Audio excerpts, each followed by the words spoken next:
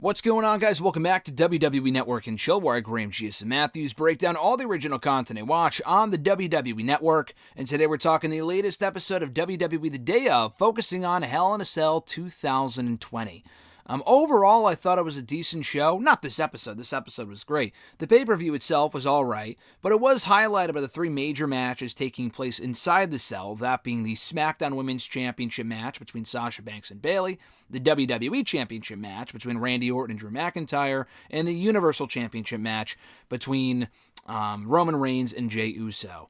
The opening of this episode was narrated by Shawn Michaels, who knows a lot about the Hell in a Cell structure, having taken place in the very first one with The Undertaker. And they show clips of people stepping inside the cell, the superstar set to compete in it on this show, kind of talking about the danger of it and the allure of the Hell in a Cell structure. And as many times as we've seen Hell in a Cell in the last 20 years, it still has that special aura about it. Maybe not as much as it did 10, 15 years ago before it became its own pay-per-view, but it still is a certain special match to a certain extent. So they preview Roman Reigns versus Jey Uso for the Universal Championship. And I'll start off by saying this. The last couple of episodes of Day Of have kind of focused on a certain superstar, a certain match. For example, the Backlash episode focused on Edge going into his main event match with Randy Orton. The Extreme Rules pay-per-view focused on, if not Sasha Banks and... Was it Sasha Banks and Bayley? I think it was Sasha Banks and Bayley before Sasha faced Asuka on that show, before Bayley faced Nikki Cross. And Big E was the focus of the Payback episode. This one featured, kind of just focused not on the entire pay-per-view, which wasn't really necessary, but all three major matches, which was smart. Because if they just focused on Jey, or just Roman, or just Bayley, or just Sasha, then it wouldn't have captured the complete feel of this pay-per-view. So I appreciated that. So we hear from Jey Uso, who says that anything can happen inside Hell in a Cell, and he knows because he was inside Hell in a Cell 3 years ago with his brother Jimmy against the New Day in one of the greatest Hell in a Cell matches in recent years, in my opinion. Drew McIntyre talks about how he had his return to WWE inside that exact same building 3 years ago. Not that same pay-per-view, but at TakeOver Orlando, which is a show that I was in attendance for. McIntyre showed up in the crowd, so he came back to the company in that exact same building, the Amway Center in Orlando, and is now set to main event that pay-per-view for the WWE Championship, which is pretty cool. This time for Jey, going back to Jey Uso for a moment, he had his brother 3 years ago. This time he's all on his own. And that could be the gates to hell, or it could be the gates to heaven. But either way, it's more than just about the Universal Championship. This is all about the family. And he says every emotion is running through his body going into this matchup. We hear from Jimmy Uso, who says he's taking his family in with him to Hell in a Cell tonight. Jey is. It's all about the family, providing for his family, representing the NOI family going into this Hell in a Cell, and taking that championship and taking the head of the table seat. Roman Reigns says, listen, it took my whole life to get to this point. I couldn't do what I'm doing right now without actually saying the words heel run. But he couldn't do this tribal chief character, this whole thing that he's doing right now. A year ago, 6 months ago, it took all, not even the last 10 years of his career. It took his entire life to get to the point where he is right now. Sasha Banks says that she woke up happy that morning, and she cried in her car before walking into the building, knowing that this is her third Hell in a Cell match. There's only been 3 women's matches inside Hell in a Cell. She has competed in every single one. She's only won one of them, that being this one, but it's still pretty cool to compete in all of them up to this point for the women. She says this match changes careers, and she knows better than anyone because she competed in the very first one and the second one, but the first one being in 2016. I was there for that one in Boston against Charlotte Flair.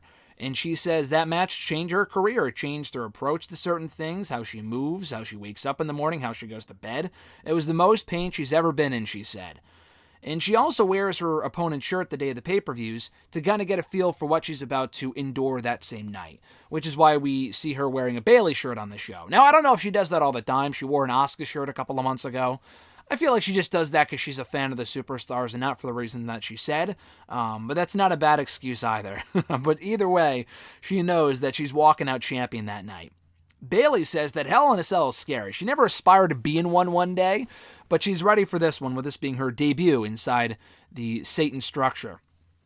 Again, Drew McIntyre talks about being in that same building 3 years ago for his 2017 return to TakeOver Orlando, and that Hell in a Cell is custom built for injury. And he remembers being a part of the match, not an actual part of it, but he partook in a Hell in a Cell spot 2 years ago at Hell in a Cell pay-per-view, when it was Roman and Braun, and he interfered on Braun's behalf with Dolph, and he got tossed off the side of a cell, I think with Rollins. I think him and Rollins were on the side of the cell, and he got chucked off through the commentary table. So he was like, why did I ever want to be in one of these matches as a kid? This is painful. This sucks. And now he's in it, and again, an official part of the match for this pay-per-view.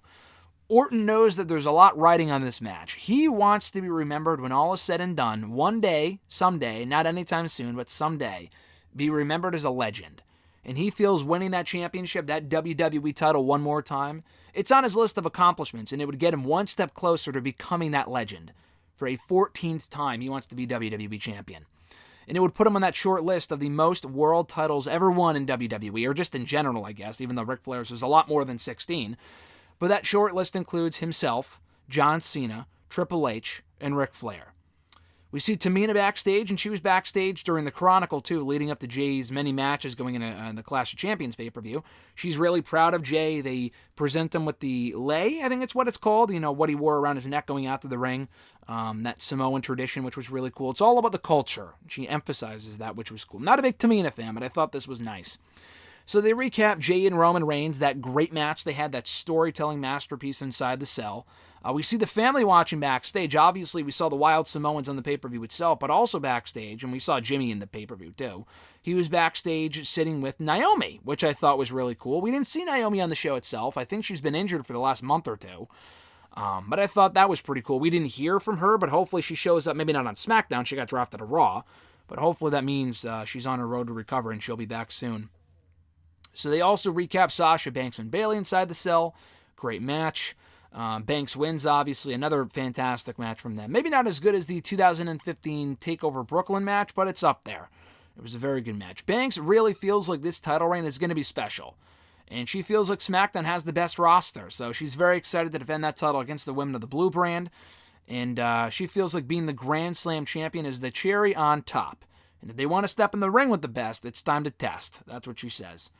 Drew McIntyre says before he goes out to the ring for his WWE title cell match with Orton, he says he knows it's going to be chaotic, he knows it's going to be violent, he knows it's going to be brutal, but he wants to win. He talks about wanting to win, and he feels like he will. Unfortunately, he did not. They recap the match between those two. Not nearly as good as the other cell matches. It was good, far from great in my opinion. Orton wins the WWE Championship for a 14th time, and he says that word legend is a word thrown around very loosely nowadays. And if this accomplishment doesn't make him a legend, which hopefully, he's hoping that it will, but if it doesn't, it's a pretty sweet victory nonetheless. And that was it. A very good episode of WWE The Day Of, focusing on the Hell in a Cell pay-per-view's 3 biggest matches, all good to great matches. So check this out right now on the WWE Network, WWE The Day Of, Hell in a Cell 2020. Be sure to like this video, drop a comment, share the video, and subscribe to the channel for more daily content, including that bell button on the right-hand side to be notified every time a new video goes up. Daily content, people. 2 videos a day for the next couple days, including today, this video, and my Mandalorian Season 2, Episode 3 review with the Doc Chris Mueller. Great episode, great review there. Check that out. But a lot to get to in the coming days, so be sure to check out all of it, including my other Day Of reviews here on the channel in the description box down below in the playlist entitled WWE The Day Of Reviews. Have a great rest of your week/weekend, folks. I'm Graham Giason Matthews, and I'll catch your ass down the road.